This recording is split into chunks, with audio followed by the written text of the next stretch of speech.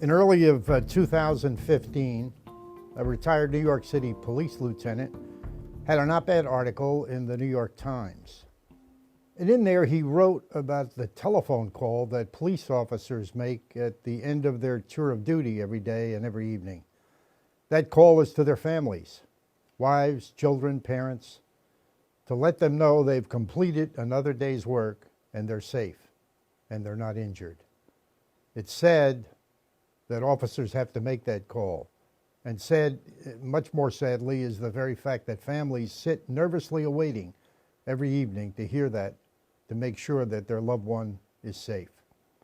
Recent events throughout the country, riots in Ferguson, Baltimore, demonstrations in Chicago, New York, and Cleveland, have not been favorable to law enforcement.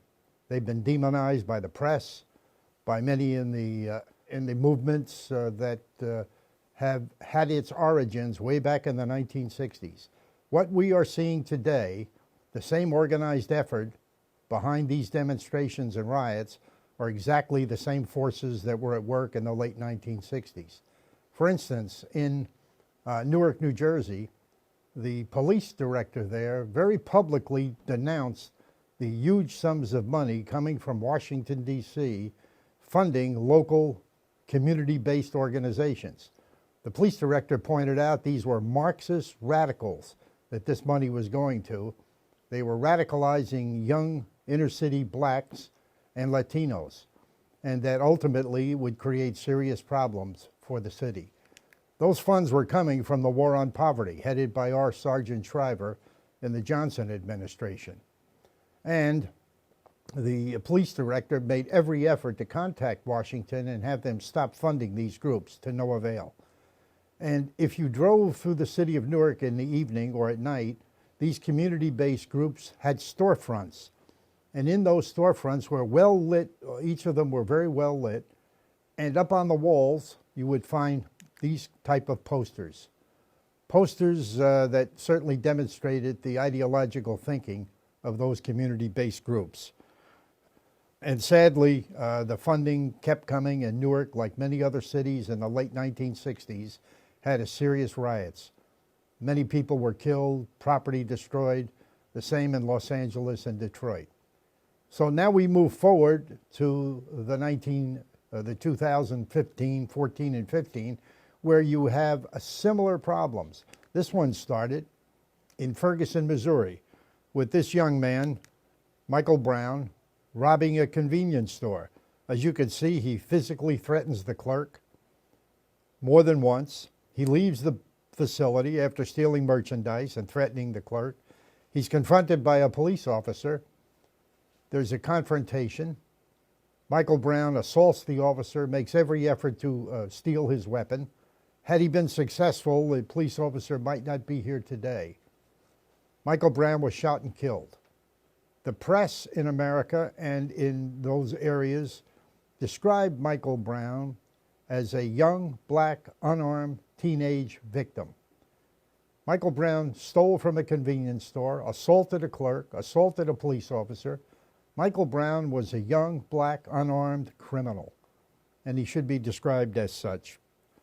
Following his death, there were demonstrations. For the most part, they were reasonably peaceful. After all, people in Ferguson and Baltimore and other communities were not going to destroy their own homes or their own businesses or trash their own automobiles. However, 14 separate organizations funded by George Soros to the tune of $33 million a year, 500 of these people were bussed into Ferguson, Missouri. These were Marxist-type thugs. And unlike the local citizens, these people had no concern about local property or businesses, and proceeded to physically destroy much of what we saw on television in Ferguson, Missouri. Many of them were paid to the tune of $5,000 a month to create this type of destruction. And Ferguson, unfortunately, like many American cities, suffered tremendous destruction. And interestingly enough, the press, when analyzing what took place here, wrote what the Justice Department had to say, the cause of the problem in Ferguson. And the cause, of course, was law enforcement. They pointed out that the report faulted police officers for issuing keep moving orders, which prohibited people from gathering in one place. The overall effect was to discourage protesters from exercising their First Amendment rights. Well, this is just absolute nonsense. Police officers would not allow a large group to gather, which ultimately would create serious problems. So they dispersed people and forced them to continue to move to prevent large crowds from gathering. Those large crowds ultimately would not be able to, the police would not be able to control them. Consequently, moving smaller groups along prevents a larger crowd from gathering, prevents ultimate problems. The police in Ferguson, like many other communities that suffer these type problems, were asked to stand down. And the net result was that we had a city inflamed.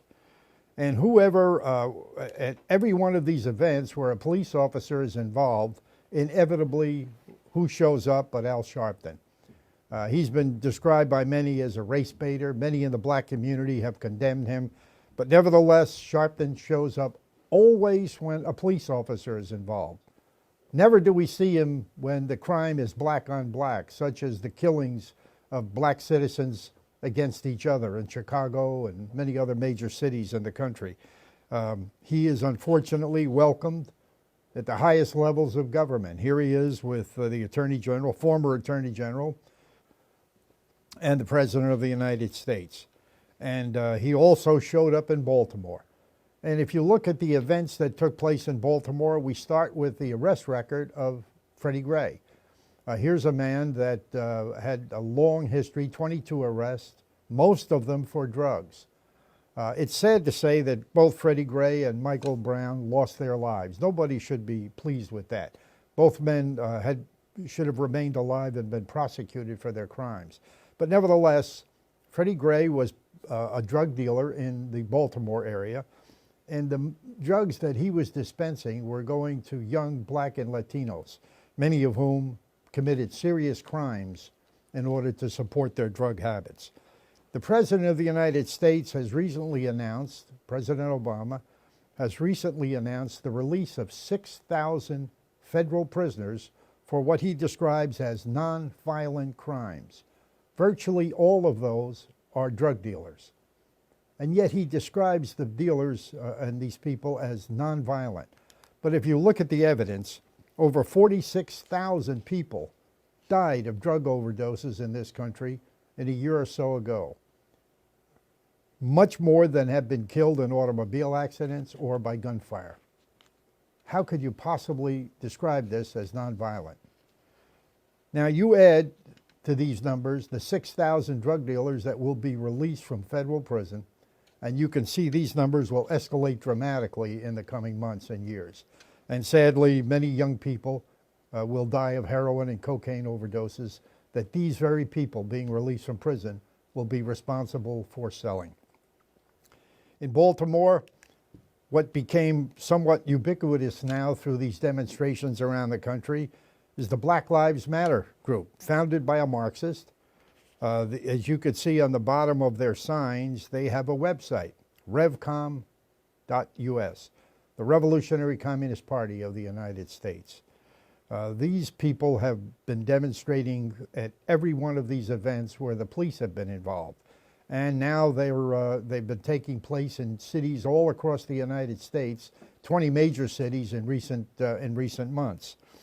A noted sheriff from Milwaukee, I think, set the record straight as it relates to Black Lives Matter. Sheriff David Clark said, "If only these false protesters were asked by the media about the black-on-black killing or black babies aborted in the U.S. every year. When I hear these things, that Black Lives Matter, the only people who really believe that statement are American police officers who go into American ghettos every day to keep people from killing each other." Sheriff Clark certainly hit the nail on the head, but he's not the only one.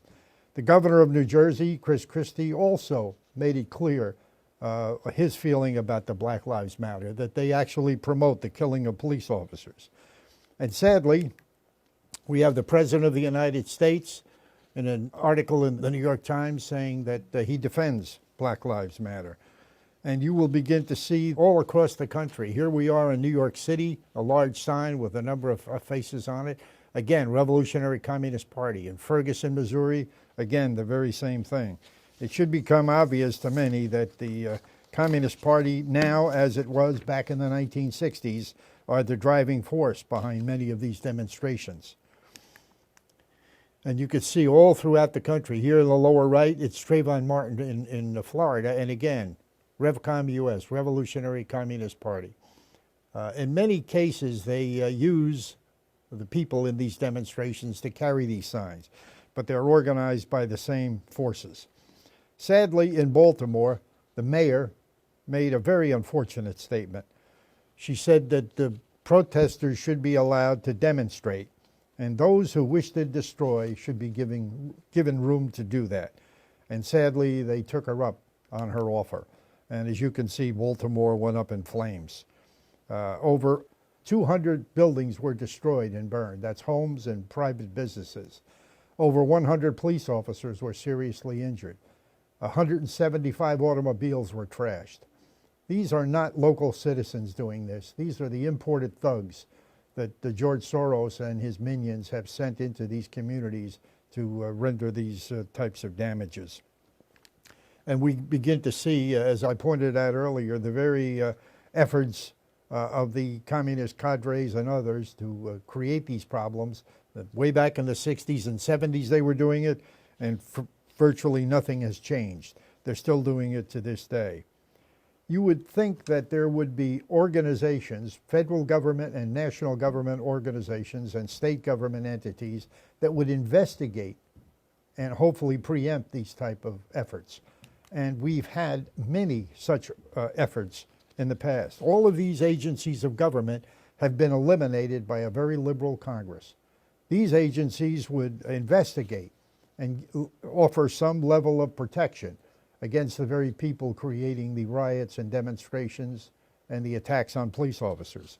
Sadly, every single one of these agencies no longer exists, thanks again to a very liberal Congress that eliminated funding and ultimately eliminated the existence of these groups. Funding, however, we still find some of it. The Justice Department issues grants to certain groups and organizations around the country. They issued a grant to a group in New York City called Bronx Defenders. Bronx Defenders produced a video on how to kill cops. The Justice Department gave them $1,500,000. The city of New York gave them $40 million a year to do this, sadly. And the woman who ran this organization was suspended from her job for 60 days and is now back doing the same thing they were doing in the past. But here we have the government of the United States funding this type of criminal, much as they did way back in the 60s when they were funding radical organizations in Newark and Los Angeles and Detroit that helped precipitate the riots there. Nothing's changed. We still have funding from government going into these agencies. Much of this can be explained by a report issued by the Internal Security Subcommittee of the United States Senate in June of 1961. The Senate did a thorough job of investigating the communist attacks on police, and they issued a report titled "A Communist Plot Against the Free World Police." And some of the comments in this report, like this one: on the local level, the communist troublemakers would start fights in public places in order to involve the local police. When the police went into action, the troublemakers linked arms in an effort to show that it was the police who were causing the incident. Many of you may recall the operation in Wall Street where a lot of young people were involved. Well, here, you have communist organizers getting young people to follow their bidding. Most of these young people are not communist or Marxist or terrorist, but they've been led, unfortunately, and organized by local communist agitators to follow the very dictates that the United States Senate indicated that this is what would be done. This is how the communists function and operate. And in many places in the country, you will find that people who think communism is dead, they're far more open Here we have Southern California, both in Spanish and English, open demonstrations by Communist Party of the United States. A major element of this strategy pointed out by the United States Senate, because when you examine the riots, the attacks, all of the problems that we're confronted with, especially the local police who have to deal with these issues, you begin to ask, my goodness, what is the purpose? What ultimately do these people want? Well, the Senate pointed out what they want. Said a major element of the communist strategy was centralization, a national police force. And to that end, the Senate made a number of comments to lead to that. Our police are among the foremost guardians of freedom and thus a major target of the communists. The better the force, the more vital it is for the communists to destroy it. The communist technique on war against the police has been directed primarily toward discrediting the police in the eyes of the public. And this has already been done. Almost all of the recent polls show that the feeling toward police has been diminished somewhat as a result of the tremendous news coverage and trials of police officers. And finally, it says here that the natural antipathy between the police and the communists. The police learn early in their careers that the Communist Party is not just another political party, but an international conspiracy. And sadly, again, the whole drive here is to nationalize police, to demonize the local police so badly that the alternative would be a national police force.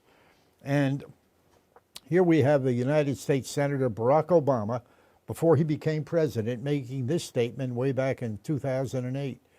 And he said, "We cannot continue to rely on our military in order to achieve the national security objectives that we've set. We've got to have a civilian national security force just as powerful, just as strong, just as well funded." Well, consider, if you would, a national police force as powerful and as big and as well funded as the United States military. Has several million people involved in it. And what kind of power would we put in the hands of a local or a national police force? Would they have tanks and armored personnel carriers? Because that's what's being suggested here. And this, again, all leads itself to a national police force. And he's not the only one. Here we have Al Sharpton calling for a national police force, not surprising on his part. You'll notice here this newspaper clipping, "The Cleveland agrees to policing oversight." This is the sad part of accepting grants, training, and funding from the national government, from Washington. In New Jersey, the New Jersey State Police were making between 400 and 500 arrests every year on the New Jersey Turnpike. It was a corridor being used for drug traffickers. Coming up from the south, they were coming up and dropping off drugs in Camden, Trenton, Newark, and Jersey City on their way into New York City. And our state police were doing a great job of intercepting many of them and arresting them. The federal government, because our state police had accepted grants and training and equipment from the federal government came in and issued an oversight over our state police, claiming that our state police were profiling on the turnpike, that many of the individuals they were arresting were minorities. Well, most of the drug dealers that they were arresting were in fact minorities. And so the state police were put under federal oversight, and their reduction from 400 to 500 arrests a year dropped to 50. 50 from 500. So you can imagine the number of these drug dealers now being able to run through the turnpike and delivering their deadly cargoes to all these cities up and down New Jersey and New York. And that accounts for what we now see is a tremendous increase in the deaths of drug overdoses on the part of many young people. And it should also be evident to people that a national police force is not something new. There is a history behind national police forces. One of the very first ones we found in revolutionary Russia. When the communist revolution took place there, this man, Felix Dzerzhinsky, a Polish communist, became the head of the Cheka, which was the very first national police force in Russia. It ultimately became the NKVD, the KGB, and now it has another name. But as you can see by his comments, the kind of treatment that citizens in Russia were getting from the Cheka. The confessions that were obtained virtually as soon as somebody was arrested gives you some idea of the kind of force that was used against innocent people so that the communists could exercise their control. And their direction was this: to arrest and imprison Russian citizens without charges, to be detained indefinitely without the right to trial or legal counsel. And you will find that that is the same mantra that many other national police forces have. This book was written by a man named George Seldes when he was examining the Cheka and their impact in Russia. He said, "Freedom, liberty, justice, as we know it all, the fundamental human rights for which the world has been fighting for civilized centuries, have been abolished in Russia in order that the communist experiment might be made. They have been suppressed by the Cheka." 150 million human beings suppressed by that one national police force. Tens of thousands murdered, hundreds of thousands sent to Siberian camps, all in the name of, as the George Seldes pointed out, to maintain a communist experiment.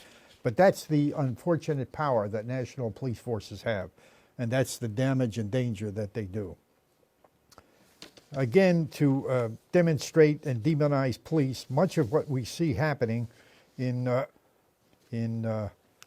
other national police forces. Here we have the Gestapo headed by Heinrich Himmler. Himmler initially was not the first head of the Gestapo. Hermann Goering was, but Himmler took it over, and as you know, what took place in Germany, the mass murder of millions and millions of innocent people, Catholics, Gypsies, primarily Jews, tens of millions of people killed. And the same direction was issued to the Gestapo as to the communists: to arrest and imprison German citizens without charges, to be detained indefinitely without the right to trial or legal counsel. And these are histories of national police forces: the Cheka in Russia, the Gestapo in Germany. And in the National Defense Authorization Act of December 2011, the very same direction was given here: to arrest and imprison American citizens without charges, to be detained indefinitely without the right to trial or legal counsel. Sad as it may seem, this unfortunately is what we're faced with. The tactics for nationalizing police: first, we have to convince Americans that for whatever reason, local police no longer have the ability, or should have the ability, to function apart from the federal government. They create a reaction to violence, create popular support for federal intervention and support. The national police would be controlled by the executive branch, completely destroying the federal balance of power between the three branches of government, the states and local government. The call is not for Congress, but for the Department of Justice and the executive branch to have the oversight. Well, we've already demonstrated to you what the Department of Justice has done with their grants to people in New York City and others. J. Edgar Hoover had the best answer to a national police force. He said, "America has no place for, nor does it need, a national police force. It should be abundantly clear by now that effective law enforcement is basically a local responsibility. In the great arena of self-government reserved for states, counties, and cities, the enforcement of the laws is not only their duty, but also their right. Law-abiding citizens and local officials should vigorously oppose concerted attacks against law enforcement and the devious moves to negate the local authority and replace it with federal power." Under J. Edgar Hoover, the FBI was the gold standard of law enforcement in America, and his words really clearly state the case for local police. So it was in the 1960s, as we've already explained to you, and it remains the same today. The controlled media always attacks the police, not the rioters and the communist cadres. People claim they do not believe the media, then believe the charges of police brutality that they read, see, and hear in the media. What people see is the reaction by the police, not the provocation. This happened, give you some illustration of what happens, what the media, the national media can do to help demonize police. This is the cover of Life magazine from December of 1968. And you could see the very top headline, "The Police Rioted. Corruption of the Chicago Police." What happened here, again, you had communist demonstrators against the Democratic National Committee that was meeting, Democratic National Convention that was meeting in Chicago. And the police did their job of making sure the demonstrators didn't get inside and disrupt that committee. So here you have a photograph of the police doing what they can to arrest and remove these rioters outside the convention center in Chicago. 10 months later, this is October of 1969, Life magazine, only this time they're talking about the riots in Princeton, New Jersey. And they say that they were riots at the campus at Princeton and the police had to move in and do something to break up the rioters. Well, let's go back, if we would, to the riots in Chicago and then move forward to the riots in Princeton. And as you can see, they're using the very same photograph. Again, the whole purpose is to demonize police, and they found photographs that they felt they were able to do that with. And unfortunately, this is one of those instances where they didn't really get away with it. They were exposed. The reaction to violence by police is always documented, but the provocation rarely is. But let me show you what appears to be somewhat disturbing footage of a police shootout. This incident took place some years ago and was captured on video. Put the gun down! Put it down! Down! Gun! Now, initially, when you look at this, it appears as though when the police order this criminal to put his weapon down, he's doing that. He's putting the gun down, and still he was shot. So people initially looking at this, the reaction is, why did the police have to shoot him? He was complying with their order. Well, let me show you the very same video in slow motion. Put the gun down! Put it down! Down! Gun!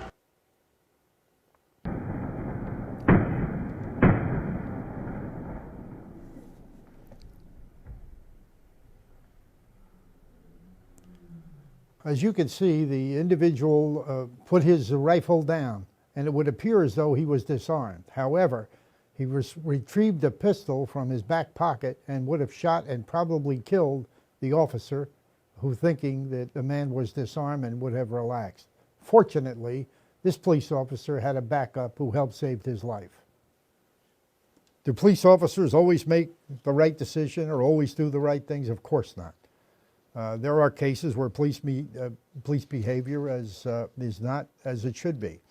And in that case, where the press makes a huge event out of it, the fact of the matter is that local police are faced with a number of oversights. In their own police department, it would usually be the internal affairs that would investigate any activity that the police are doing that is considered inappropriate.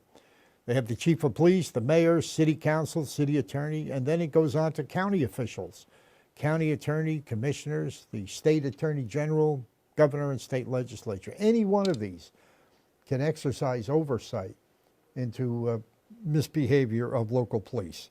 And they do. In many cases, they do. Sadly, that some of these communities call for the Justice Department to come in the oversight.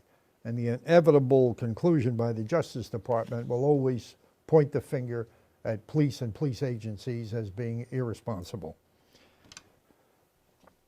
As you can see, from 2008 to 2011, there's been a 75% increase in the deaths of police officers. A huge increase, and it's getting even worse. This year alone, 124 police officers were killed in the line of duty. And it's not going to get any better until Americans wake up to the fact that many of the communities where these problems take place are led by very liberal leftist type administrations, where the police are constantly under restraints and not permitted to do their job. And the consequence is, when a riot does hit and the police are restrained, the hue and cry is local police are unable to contain the problem, we need federal intervention. Well, in many cases, the local police can adequately take care of the problem if they were permitted to do so.